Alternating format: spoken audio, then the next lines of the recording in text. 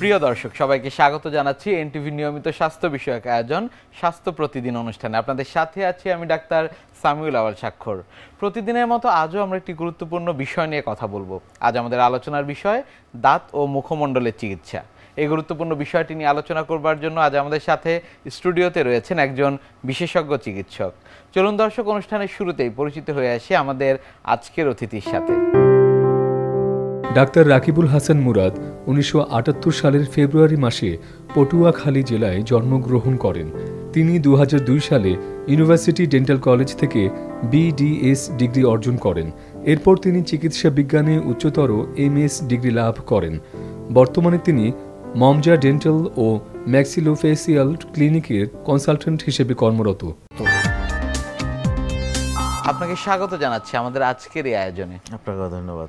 দাঁত ও মুখমণ্ডলের চিকিৎসা, আমরা জানি আসলে দাঁত এবং মুখমণ্ডলের অনেক রোগগুলোই হয়ে থাকে। একেবারে অনুষ্ঠানের শুরুতে আসলে আপনার কাছে আমরা জেনে নিতে চাই সেটি হচ্ছে কোন কোন রোগগুলো দাঁত এবং মুখমণ্ডলের ক্ষেত্রে আমরা বেশি দেখতে পাই। মুখমণ্ডলের চিকিৎসা একটা হলো বাচ্চাদের একটা ক্যাটাগরি কিছু ভাগ করি, এটা হচ্ছে বাচ্চাদের, একটা কিছু বড়দের। বাচ্চাদের ক্ষেত্রে সাধারণত একটা হলো গিয়ে ডেন্টাল ক্যারিজ বা মুখের ইনফেকশন, এগুলো নিয়ে কিছু কমপ্লেন আসে। আর কিছু কিছু আসে যেমন অ্যাক্সিডেন্টাল কিছু ইনজুরি, অনেক বাচ্চারা দৌড়াদৌড়ি করতে বা খেলাধুলা করতে গিয়ে পড়ে যায়, দাঁত ভেঙে যায়। অনেক ক্ষেত্রে এরকমও দেখা যায় পড়ে গিয়ে চোয়াল ম্যান্ডিবল ফ্র্যাকচার হয়ে যায়, চোয়ালও ভেঙে যায়, এরকম কেসের নিয়েও আমরা দেখতে পাই। কিন্তু বাচ্চাদের সাধারণত ছোট বয়সে বাচ্চাদের চোয়ালের হাড়গুলো একটু কম্প্যারেটিভলি সফট থাকে। আবার কোনো ক্ষেত্রে দেখা যাচ্ছে যে বাচ্চাদের র্যাম্প্যান্ট ক্যারি, একদমই ছোট বাচ্চাদের সেই ক্যারিজগুলো দিয়ে থেকে ইনফেকশন হয়ে যায়, সেলুলাইটিস ডেভেলপ করে, সেই বাচ্চাগুলো আমরা পাই। এমনও বাচ্চাই হয় যে আমাদের হসপিটালাইজ করতে হয়। আর বড়দের বেসিক কিছু জিনিস ভাগ করে যে বড়দের আমাদের কী কী প্রবলেমগুলো আমরা পাই। দাঁতে ব্যথা, মুখ দিয়ে রক্ত পড়ে, ব্রাশ করলে রক্ত পড়ে, এটা জাস্ট জীবন স্বাভাবিকভাবে আমাদের এই পেশেন্টগুলো আমরা পাই। আর এর বাইরে তো বিভিন্ন বড় ধরনের কিছু লেশন আমরা পাই, যেরকম মুখের টিউমার হয় বিভিন্ন ধরনের। মুখে ইদানিং আমরা একটা ডিজিজ খুব বেশি পাচ্ছি, সেটার বার্নিং মাউথ সিনড্রোম। একটু বিশেষ করে মহিলাদের কেসগুলো আমাদের বেশি পাই, পোস্ট মেনোপজ যেসব মেয়েদের বা 50+ এসবের ক্ষেত্রে পাই। ছেলেদেরও পাওয়া যাচ্ছে, কিন্তু সাধারণত ওভার 40 to 50+ এদের এই পেশেন্ট, ছেলে হোক মেয়ে হোক, এই পেশেন্টরা ইদানিং আমরা পাচ্ছি। তারপর এর বাহিরে আমাদের আর যেরকম কিছু সৌন্দর্যবর্ধক কিছু পেশেন্ট আসে, যে আমাদের হাসিটা সুন্দর করতে চাই, আমার দাঁতগুলো বাঁকা, দাঁতগুলো ডিসকালার হয়ে গেছে, এটা আমরা সুন্দর করতে চাই।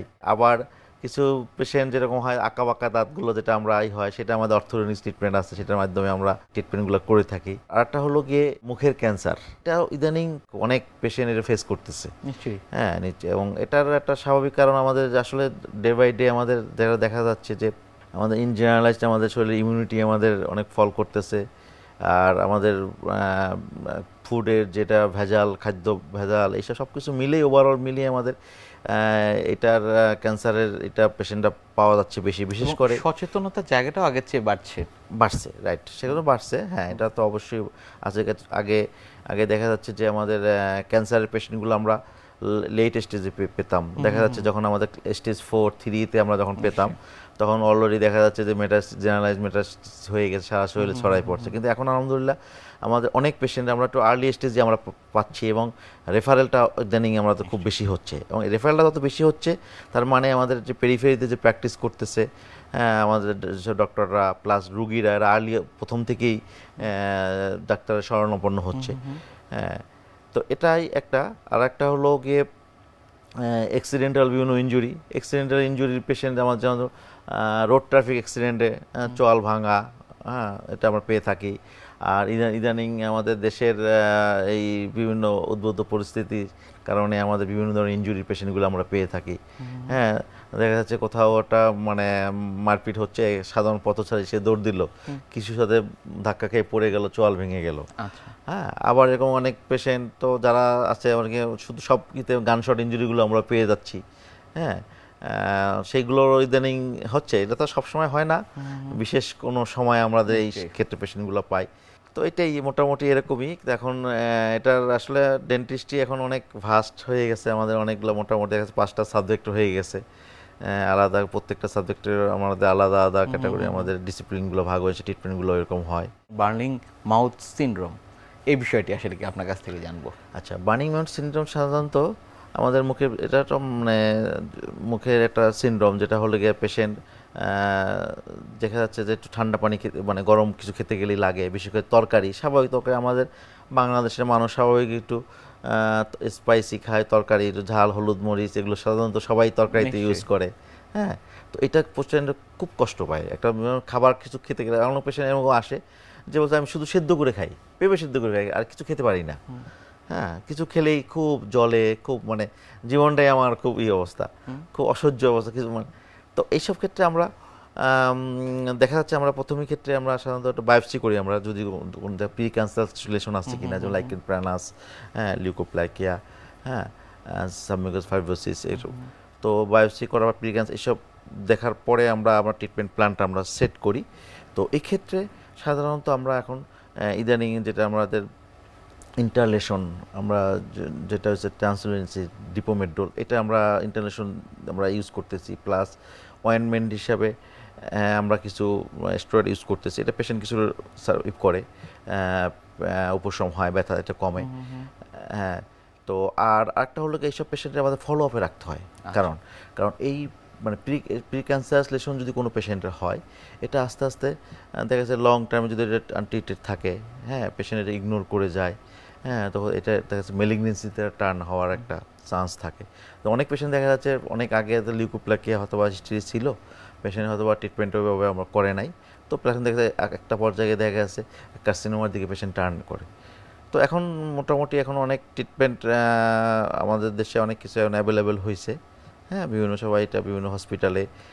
তো এই ক্ষেত্রে আমি পেশেন্টের কয়েকটা জিনিস সবাই খেয়াল রাখার জন্য আমার অনুরোধ রাখবো। একটা হলো গিয়ে যদি কোনো মুখে জলে, হ্যাঁ, তো এটার জন্য বসে থাকবেন না, এটার জন্য অবশ্যই, হ্যাঁ, নিকটস্থ যে কোনো সরকারি হসপিটাল বা কোনো বড় হসপিটাল বা কোনো ডেন্টাল সার্জন, ম্যাক্সিলোফেশিয়াল সার্জন, তাদের কাছে শরণাপন্ন হবেন, এটা ট্রিটমেন্ট শুরু করবেন। আর একটা জিনিস হলো গিয়ে মুখে কারো যে ঘা হয়, হ্যাঁ, অনেক সময় দিকে নর্মাল কিছু অ্যাপথাস হতে পারে, ব্যথা প্রচণ্ড, এটা হয়তো বা 7 দিন থেকে ম্যাক্সিমাম 10 দিনে এটা ঠিক হয়ে যায়।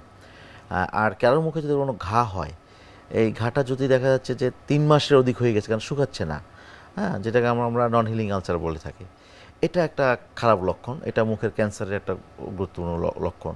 এর সাথে দেখা যাচ্ছে গলা ফুলে যায়, হ্যাঁ, কোনো পেশেন্ট, তাহলে মনে করেন গলা যে রিজিওনাল লিমনোডগুলো, হ্যাঁ, নেকের লিমনোডগুলো আমাদের এটা ফুলে যায়, তখন আমরা সাধারণত এটা একটা সাসপেক্টেড পেশেন্টগুলো হয়, যাদের আমাদের সন্দেহ থাকে যে ক্যান্সার হওয়ার, এটা তো ওই পেশেন্টের খুব দ্রুত আমাদের বায়োপসির জন্য আমরা চেষ্টা করি। এই জিনিসটা আমরা কখনোই ইগনোর করবেন না। কারো যদি, আবারও বলতেছি, কারো যদি মুখে কোনো ঘা হয়, এটা ঘা যদি 3 মাস ধরে না শুকায়, অবশ্যই দ্রুত সম্ভব ডাক্তারের শরণাপন্ন হবেন, কারণ এটা একটা ক্যান্সারের একটা বড় একটা লক্ষণ।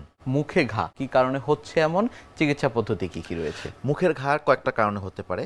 একটা হলো গিয়ে কোনো কারণে কারো মুখে যদি ভাঙা দাঁত থাকে, হ্যাঁ, ওইটা কন্টিনিউয়াস আমাদের মুখের ভিতরে যে মিউকোজা থাকে মুখের ভিতরে, আমার ওইটার ভিতরে ইনজুর হয়ে থাকে, ওটা ইনজুর হওয়ার কারণে ওটা কন্টিনিউয়াস, এটা অলওয়েজ, আমার সবসময় কিছু খেতে গেলে বা খাবার চাবানোর সময় ভাঙা দাঁতে গালে লাগে, তখন কেটে যায়, এটা একটা ঘা একটা থাকে।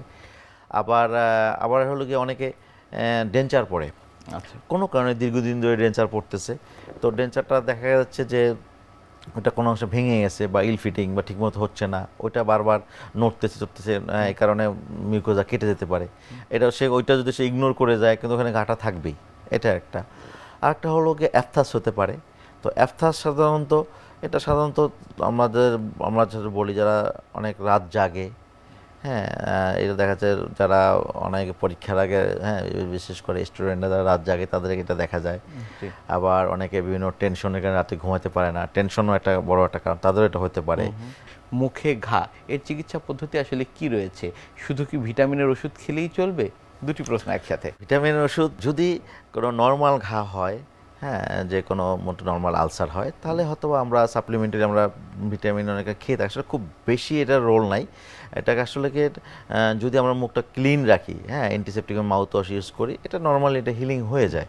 আর যদি তার ক্যান্সার জাতীয় কিছু হয়, তাকে সেক্ষেত্রে তো তাকে বায়োপসি করে তাকে অন্য বড় ট্রিটমেন্ট প্রসিডিউরে যেতে হবে। বিষয় রয়েছে এর সাথে। কোনো অপ্রত্যাশিত কারণে চোয়াল যদি ভেঙে যায়, যে বিষয়গুলোর কথা আপনি বলছিলেন একেবারে অনুষ্ঠানের শুরুর দিকে, তখন আসলে কি করণীয়? চোয়াল ভেঙে যায়, এটা সাধারণত কমন আমরা পাই মোটরসাইকেল অ্যাক্সিডেন্টে অথবা গাড়ির অ্যাক্সিডেন্টে, অথবা অনেকে কেউ যদি উঁচু থেকে পড়ে যায়। অনেক সময় এরকম দেখা যায় বয়স্ক মানুষ বা বাথরুমে পড়ে গিয়েও এরকম পড়ে গিয়ে চোয়াল ভেঙে যায়। আবার সিঁড়ি থেকে পড়ে চোয়াল ভেঙে যায়। বাচ্চারা স্কুলে দৌড়াদৌড়ি করার সময় বা খেলার মাঠে দৌড়াদৌড়ি করার সময় চোয়াল ভেঙে যায়। তো মুখের যে কোনো ইনজুরি, চোয়াল ভাঙার সাথে সাথে দেখা যাচ্ছে লিপ ইনজুরি নিয়ে আসে, হ্যাঁ, কাট ইনজুরি নিয়ে আসে, চিক ল্যাসারেটেড হয়ে যায়।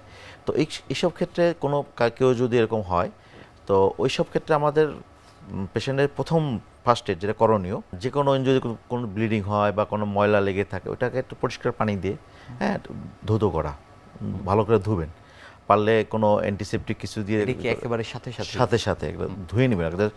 প্রথমে হচ্ছে কোনো ময়লা, হ্যাঁ, ওটা ধুয়ে নেবে, সাথে সাথে কিছু গজ হোক, শুকনো কাপড় হোক, ভালো করে চেপে ধরে রাখবেন কোনো ব্লিডিং হলে। এবং মুখের ভিতরে যদি কোনো বিশেষ করে ম্যান্ডিবল ফ্র্যাকচারের সময়, তো দেখা যাচ্ছে যে ওখানে ইনফেরিয়র অ্যালভিওলার আর্টারি ল্যাসারেশন হয়ে গেলে সিভিয়ার ব্লিডিং হতে পারে ওখানে। তো সেক্ষেত্রে চেষ্টা করা যে মানে চোয়ালটাকে খুব বেশি নাড়াচাড়া না করা।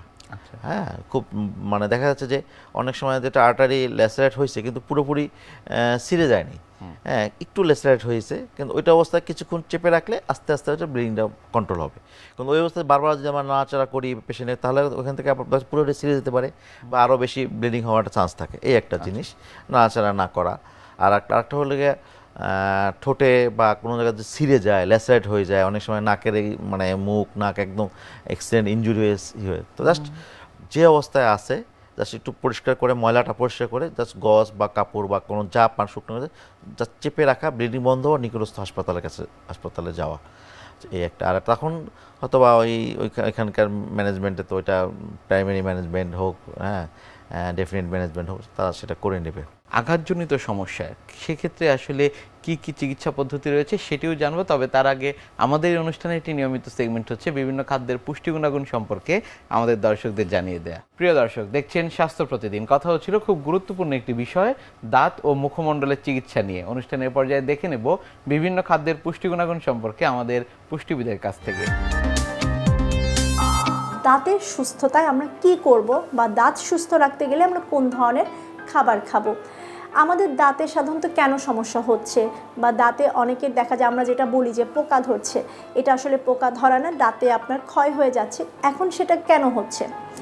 প্রধানত আমরা যে ধরনের খাবারগুলো খাই, বিশেষ করে সবার কিন্তু চকলেট, ক্যান্ডি, ছোটোবেলা থেকেই বাচ্চাদেরকে আমরা চকলেট, ক্যান্ডি এই ধরনের খাবারগুলো খাওয়াতে টু করে ফেলি। বাহিরের যে সফট ড্রিঙ্কস, জুস, এগুলো বাচ্চারা খাচ্ছে, এবং যার কারণে কিন্তু দাঁতের উপরে যে এনামেল রয়েছে সেটা কিন্তু ক্ষয় হচ্ছে। এই দাঁতে যখন আপনার ক্ষয় হচ্ছে, দাঁতের এনামেল ক্ষয় হচ্ছে, পরবর্তীতে এটা থেকে কিন্তু মাড়িতে ইনফেকশন হচ্ছে, ব্যথা হচ্ছে, এবং একটা পর্যায়ে কিন্তু দাঁত ফেলেও দিতে হচ্ছে।